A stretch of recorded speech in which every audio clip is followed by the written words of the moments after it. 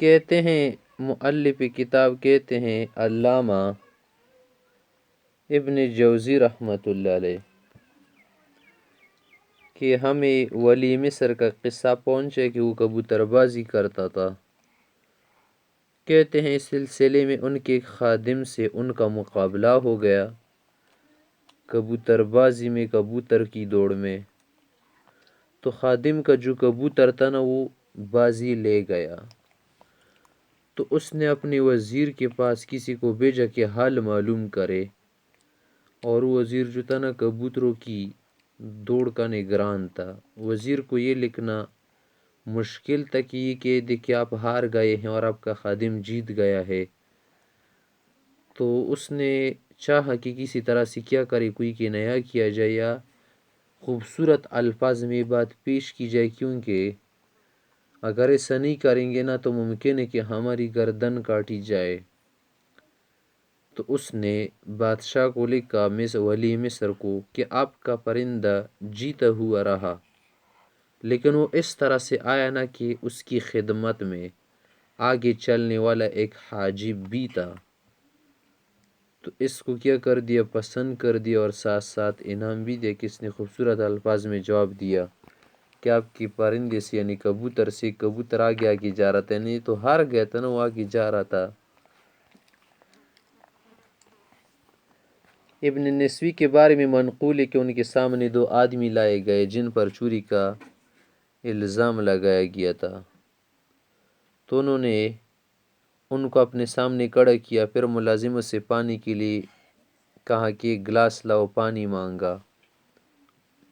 جب پانی آ گیا تو اس کو پینا شروع کیا، پھر قصدن اس نے اپنے ہاتھ سے گلاس کو چوڑ دیا جو گر کر ٹوٹ گیا۔ ان میں سے ایک شخص گرنے کی وجہ سے اور ٹوٹنے کی وجہ سے گھبرا گیا، اور دوسرا شخص بالکل اسی طرح سے ساکت کھڑا تھا۔ تو اس گھبرانے والے شخص کو کہہ دیا گیا کہ چلا جا، تو چلا جا، اور دوسرے کے متعلق حکم دیا کہ مال جو تم نے چوری کیا ہے وہ واپس کر دو۔ تو اس سے کسی نے پوچھا کہ آپ نے کیسے معلوم کر لیا کہ یہ چور ہے اور یہ دوسرا والا چور نہیں ہے؟ تو انہوں نے کہا کہ چور کا دل مضبوط ہوتا ہے، وہ گھبراتا نہیں، اور یہ گھبرانے والا جو شخص تھا نہیں بری تھا، کیونکہ اگر گھر میں چھوٹی سی حرکت بھی ہوتی نا تو یہ گھبرا کر بھاگ جاتا، خفیف سی حرکت سے بھاگ جاتا۔ تو خفیف سی حرکت اس کو چوری سے روک دیتی، اور جو دوسرا والا ہے نا اس کو تو ٹس سے مس نہیں ہوا، تو مطلب یہی ہے کہ یہی آدمی چور ہے۔ کہتے ہیں کہ بعض شیوخ حضرات نے مجھے یہ بیان کیا ہے کہ ایک شخص کے پاس 500 دینار تھے، چوری ہو گئے۔ وہ سب مشتبہ لوگوں کو حاکم کے پاس لے گیا کہ میرے دینار چوری گئے ہیں۔